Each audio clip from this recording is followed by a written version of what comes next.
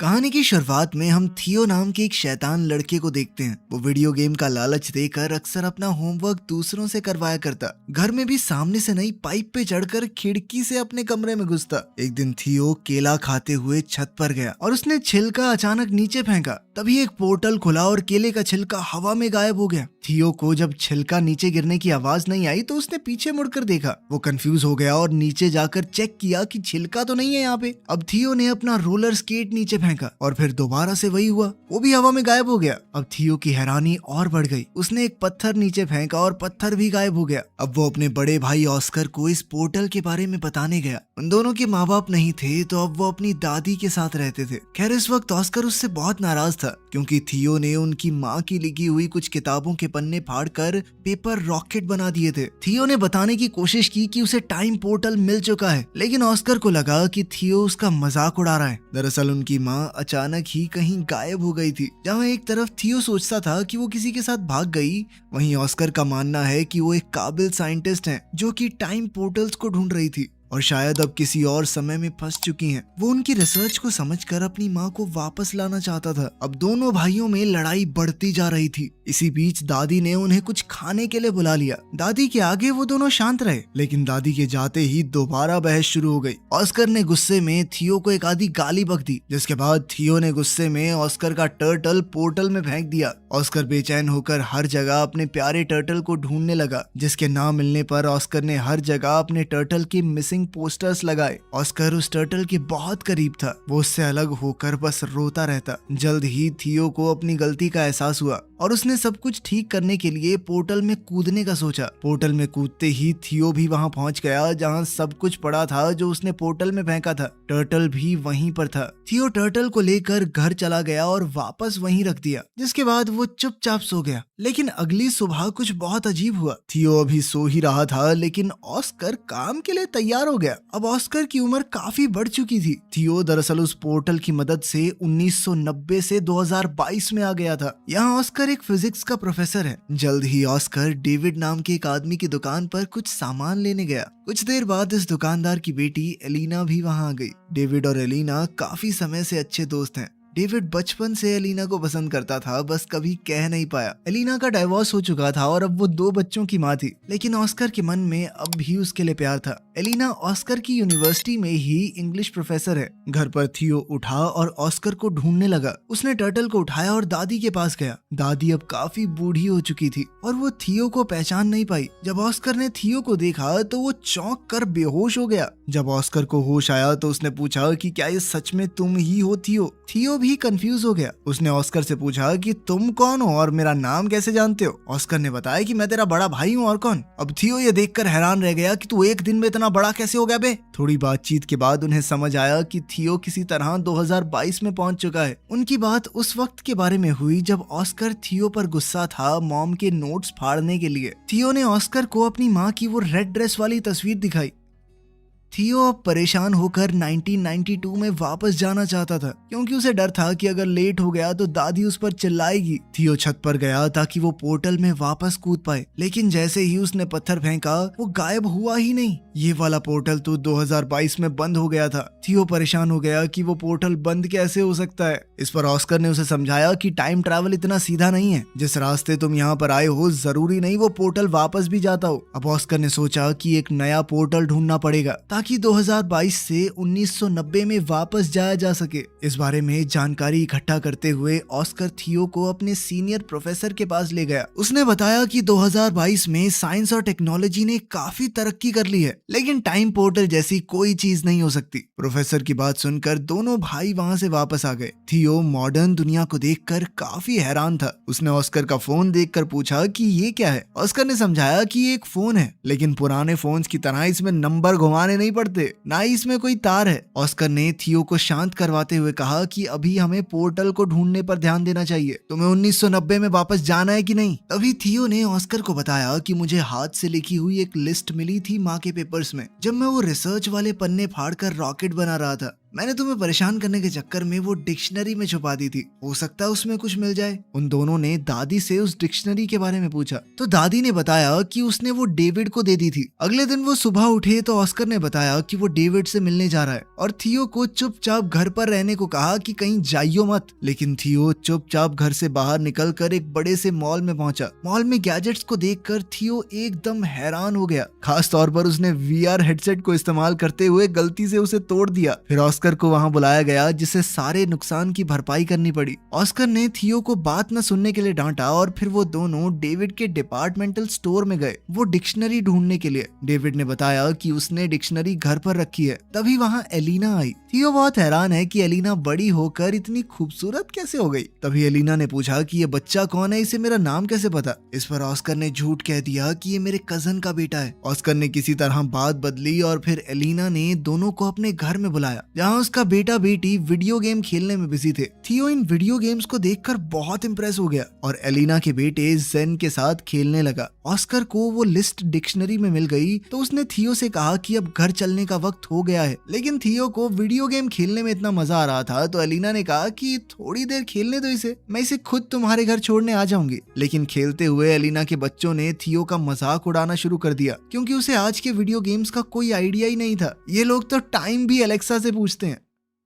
वापस जाकर थियो और ऑस्कर काम पर लग गए। छत पर जाकर ऑस्कर ने बताया कि लिस्ट में अलग अलग पोर्टल्स की जगह बता रखी है। इन दोनों ने बताई हुई जगहों पर चीजें फेंक कर टाइम पोर्टल्स को ढूंढने की कोशिश की लेकिन कुछ नहीं मिला। ऑस्कर को लगा उसने कैलकुलेशंस में कुछ गलती की है और वो दोबारा से कैलकुलेशंस करने लग गया। इस दौरान थियो उससे पूछने लगा कि तुम हमेशा अकेले क्यों रहते हो और कोई दोस्त वगैरह नहीं है तुम्हारा, और खासकर एलिना को अपनी फीलिंग्स क्यों नहीं बताई आज तक। ऑस्कर ने कैलकुलेशंस करते हुए जवाब दिया कि भले ही एलिना का डिवोर्स हो गया है लेकिन मुझे नहीं लगता हमारे बीच में बात बन सकती है। बिना ऑस्कर को बताए थियो ने ऑस्कर के फोन से मैसेज करके डेविड, एलिना और एलिना के बच्चों को घर पर डिनर के लिए बुला लिया। जब ये लोग दरवाजे पर आए तो ऑस्कर सबको देखकर चौंक गया। थियो ने बताया कि मैंने सबको फोन करके बताया और ऑस्कर उसकी शैतानी समझ गया। उनकी इस मुलाकात में ऑस्कर और एलिना एक दूसरे के करीब आ गए और अगले दिन एलिना थियो को शॉपिंग भी करवाने ले गई, उसे नए कपड़े दिलवाने। ट्रायल रूम में थियो हमेशा की तरह फुटबॉल की मजाकिया कमेंट्री कर रहा था। उसकी ये हरकत एलिना को याद आ गई और वो पहचान गई कि ये ऑस्कर का छोटा भाई थियो है। उसने थियो को गले लगाया और पूछा कि इतने साल गायब होने के बाद भी तुम्हारी उम्र क्यों नहीं बढ़ी। थियो ने बताया कि मैं एक टाइम पोर्टल में कूद गया था जिसकी मदद से वो सीधा 1990 से यहाँ पहुंच गया 2022 में।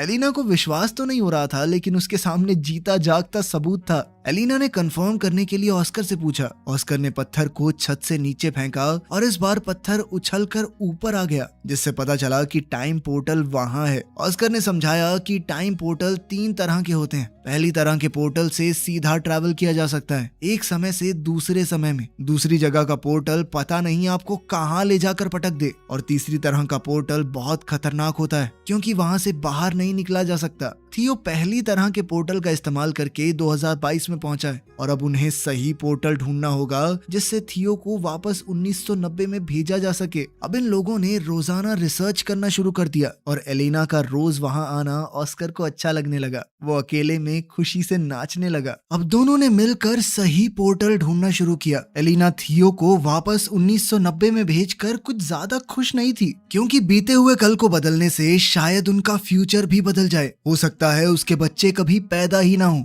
वो अपने बच्चों से बहुत प्यार करती थी लेकिन ऑस्कर ने उसे वादा किया कि थियो के वापस जाने से तुम्हारी जिंदगी पर कोई असर नहीं होगा। वो पूरी कोशिश करेगा कि एलिना की जिंदगी के साथ कोई छेड़छाड़ ना हो। अब वो लोग सोच में पड़ गए कि किस तरह ऐसा कुछ किया जाए कि दोनों टाइमलाइन जैसी हैं वैसी ही रहें। अब थियो ने दिमाग लगाया और अपनी माँ के लिखे हुए कोऑर्डिनेट्स को क्रैक करने के लिए उसने एलिना के बच्चों की मदद ली क्योंकि अगर वो उनकी मदद से बीते हुए कल में जाएगा तो ये पक्का हो जाएगा कि वो फ्यूचर में पैदा होंगे क्योंकि अगर वो ना होते तो वो कभी पास्ट में पहुंच ही ना पाता।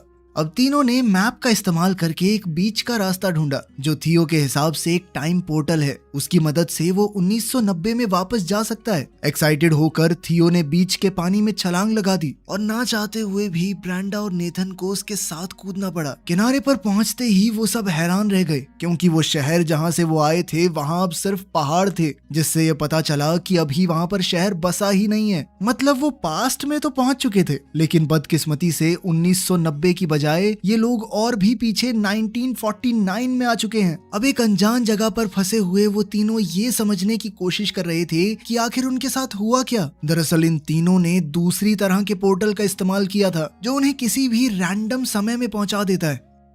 वहीं 2022 में परेशान एलेना ने ऑस्कर को फोन करके बताया कि थियो और दोनों बच्चे गायब हैं। ऑस्कर ने बताया कि शायद उन्हें 1990 वाला पोर्टल मिल गया है और अब ऑस्कर और एलेना को भी उन्हें वापस लाने के लिए वहां जाना होगा। 1949 में इन तीनों के पास ना तो पैसे हैं, यहाँ पर उनका फोन भी काम नहीं कर रहा, और तो और अब तीनों बच्चे भूख से भी परेशान थे। तभी ब्रेंडा और नेथन ने दिमाग लगाया कि हम अपने गैजेट्स का इस्तेमाल करके एक mind reading magic show perform कर सकते हैं। नेथन थोड़ा दूरी पर बैठ गया और ब्रेंडा ने अपनी आंखें बंद कर ली। थियो एक बोर्ड पर नाम लिखकर सामने खड़ा हो गया। अब वायरलेस ईयरफोन्स का इस्तेमाल करके नेथन ने नाम पढ़कर ब्रेंडा को बताया और लोगों को लगा कि ये जादू है। लड़की बिना देखे नाम कैसे बता रही है, इसके पास जरूर कोई शक्तियां हैं। ऑडियंस बहुत खुश हुई और सब तालियां बजाने लगे। इससे उनके पास पैसे तो आ गए, लेकिन जल्द ही पुलिस ने ये सब देख लिया। पब्लिक में बिना परमिशन ऐसा कुछ काम करने की मनाही थी। थियो ने जैसे ही पुलिस को आते देखा, उसने अपने साथियों को वहां से भागने का इशारा किया और तीनों तुरंत वहां से निकल गए। भागते हुए एक अनजान आदमी ने इन तीनों को किडनैप कर लिया और किसी अनजान जगह पर ले गया, जिससे अब इन बच्चों की जान पहले से और भी ज्यादा खतरे में थी। उधर 2022 में थियो और एलेना को 1990 के पोर्टल की एंट्री मिल गई। दोनों ने हाथ पकड़े और पोर्टल में कूद गए। एलेना सच में टाइम ट्रैवल करके ऐसा महसूस कर रही थी मानो सपना देख रही हो। 1990 में थियो के मिसिंग पोस्टर हर जगह लगे हुए थे। 1949 में बच्चों को किडनैप करके वो आदमी एक ऐसी गैंग के पास ले आया जो सरकार के विरुद्ध थी। गैंग के लीडर ने पूछा कि इन बच्चों को यहाँ क्यों ले आए, तो इस आदमी ने बताया कि ये बच्चे गैंग का सीक्रेट कोड जानते हैं। थियो ने कंफ्यूजन में पूछा कि कौन सा सीक्रेट कोड वर्ड। उस आदमी ने बताया कि जो सीटी की आवाज थियो ने पुलिस से भागने के लिए निकाली थी वो इस गैंग का कोड वर्ड है। ये सीटी थियो को उसकी दादी ने सिखाई थी। तभी गैंग की एक जवान औरत वहां आई। ये थियो की दादी है। जब वो जवान थी, थियो को पता चला कि उसकी दादी कभी इस गैंग की मेंबर थी। यहीं से उन्होंने वो सीटी बजानी सीखी है और उनसे थियो ने किसी को बताया नहीं कि ये उसकी दादी है, क्योंकि सब उसे पागल समझते, लेकिन वो इस औरत के गले लग गया। ये गैंग गवर्नमेंट के खिलाफ है, लेकिन लोगों की भलाई के लिए काम करती है और उनका इन बच्चों को कोई नुकसान पहुंचाने का इरादा नहीं था, इसीलिए वो तीनों अभी के लिए वहां सेफ हैं। दूसरी तरफ 1990 में ऑस्कर और एलेना बच्चों को ऑस्कर के घर में ढूंढ रहे थे, लेकिन वहां तो कोई भी नहीं था। अचानक उन्हें किसी की आवाज आई और दोनों कबर्ड में छुप गए। ये छोटा ऑस्कर है जो थियो के खो जाने के दुख में रो रहा है। फ्यूचर से आए ऑस्कर को ये देखकर बहुत दुख हुआ। 1949 में तीनों बच्चे उस गैंग के रहन सहन में ढलने शुरू हो गए थे, क्योंकि उन्हें लग रहा था कि वो जिस पोर्टल से यहाँ आए हैं वापस नहीं जा सकते। थियो की जवान दादी भी उनके साथ है, इसलिए थियो को ढलने में ज्यादा मुश्किल नहीं हो रही थी। थियो ने मौका देखकर अपनी दादी से कहा कि हमारे साथ एक फोटो ले लो, और साथ ही अपनी दादी से कहा कि इस फोटो को हमेशा संभाल कर रखना। जब आप बूढ़े हो जाओगे तब भी इसे फ्रेम करवा के रखना। इससे साल 1990 में दादी के फोटो फ्रेम में अचानक चेंज आ गया। अब इस फोटो में थियो, ब्रेंडा और नेथन भी दादी के साथ हैं। थियो ने 1949 में इस फोटो के पीछे टाइम पोर्टल के कोऑर्डिनेट्स भी लिख दिए, जिससे 1990 में मौजूद ऑस्कर और एलिना को उसे ढूंढने में मदद मिल जाए। अब ऑस्कर और एलिना को लगा कि उन्हें वापस 2022 में जाना होगा, ताकि वो सही पोर्टल से 1949 में पहुंच सकें और तीनों बच्चों को बचाकर वापस ला सकें। एक बार 1949 में पहुंच गए तो सब लोग 2022 में जाएंगे और वहां से थियो को 1990 में वापस भेज देंगे। ऑस्कर और एलिना पहले 2022 में वापस गए और थियो के दिए हुए कोऑर्डिनेट्स का इस्तेमाल करके 1949 में पहुंचे। वहां थियो ने दादी की गैंग के मेंबर्स को बताया कि उसका भाई ऑस्कर उसे लेने आएगा, इसलिए दो लोग पहले ही वहां खड़े थे। दादी की सिखाई हुई सीटी जब इन लोगों ने बताई तो उसका रिस्पॉन्स ऑस्कर ने वैसी ही सीटी बजा कर दिया। जिसके बाद ऑस्कर और एलेना को दादी की गैंग के पास ले जाया गया। एलेना अपने बच्चों को ठीक हालत में देखकर बहुत खुश हुई, लेकिन थियो अब वापस नहीं जाना चाहता था। उसे अब 1949 में ही अच्छा लग रहा था। ऑस्कर को यह सुनकर बहुत बुरा लगा। उसने थियो से कहा कि माना भाई हम दोनों लड़ते हैं, लेकिन इसका मतलब ये तो नहीं कि एक दूसरे से प्यार नहीं करते। वो नहीं चाहता उसका छोटा भाई उसे छोड़कर चला जाए। ऑस्कर ने कहा कि तेरे जाने के बाद मैं कितना समय तुझे याद कर करके रोया हूँ, तू सोच भी नहीं सकता। तभी वहां उनकी यंग दादी आ गई। ऑस्कर उसे देखकर हैरान था, लेकिन कुछ बोला नहीं। अब इन सबको 2022 में वापस जाने का टाइम पोर्टल ढूंढना है, इसलिए गैंग का एक आदमी उन्हें गाड़ी में छोड़ने जा रहा था। ये आदमी और कोई नहीं बल्कि ऑस्कर और थियो के दादाजी हैं। जल्द ही उन्हें 2022 में वापस जाने का पोर्टल मिल गया और अब ऑस्कर ने थियो को वापस 1990 में भेजने की तैयारी कर ली। वो वाला पोर्टल वो पहले ही ढूंढ चुके थे उस कंस्ट्रक्शन साइट पर। थियो वापस नहीं जाना चाहता था क्योंकि 1990 में उसके पास कोई नहीं है। उसके माँ बाप नहीं थे, वो बहुत अकेला महसूस करता था। उसने ऑस्कर से कहा कि मैं अब तुम्हारे साथ रहना चाहता हूँ, तुम मुझे थोड़ी थोड़ी पापा की याद दिलाते हो। ऑस्कर ने बड़े प्यार से थियो को गले लगा लिया और समझाया कि 1990 वाला ऑस्कर भी बहुत अकेला है, उसे थियो की वहाँ बहुत जरूरत है। अगर तुम अच्छे से रहोगे तो मैं वादा करता हूँ कि मेरा छोटे वाला वर्जन भी तुम्हारा बहुत ध्यान रखेगा। ना चाहते हुए भी थियो 1990 में चला गया, जहां उसके वापस आने से ऑस्कर की खुशी का ठिकाना ही नहीं रहा और उसकी दादी ने भी उसे बहुत प्यार किया।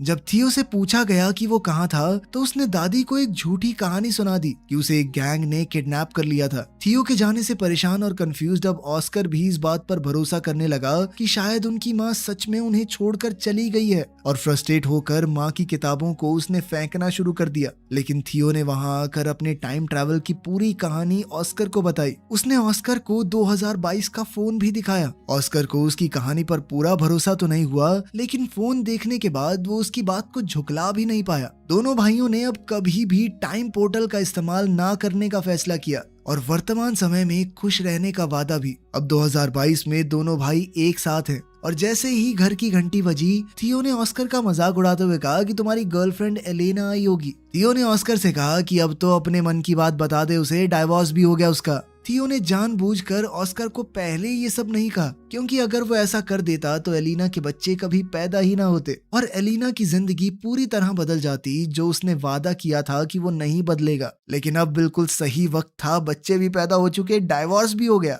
ऑस्कर ने जैसे ही दरवाजा खोला तो एलेना बाहर ही खड़ी थी और यहाँ से इनकी जिंदगी को एक नया मोड़ मिल सकता है। अब आखिर में सीन बहुत ही पुराने वक्त का दिखाया जाता है। एक पोर्टल खुला और उसमें से एक औरत निकली। ये वक्त बहुत पुराना है और लोगों को साइंस के बारे में कुछ भी नहीं पता। ये औरत कोई और नहीं बल्कि थियो और ऑस्कर की माँ है। दिखाया जाता है कि वो एक साइंटिस्ट है, तो वो लोगों को साइंस के बारे में पढ़ाने लगी, जिससे फ्यूचर में बहुत ज्यादा बदलाव आ सकता है। यहीं पर कहानी खत्म होती है। तो आपके हिसाब से क्या थियो को अपने भाई को पहले ही मना लेना चाहिए था कि लड़की से बात कर ले? हो सकता है उसका कभी डाइवोर्स ही ना होता और वो खुशी खुशी रहने लगते। कमेंट्स में जरूर बताना। मिलते हैं अगली वीडियो में।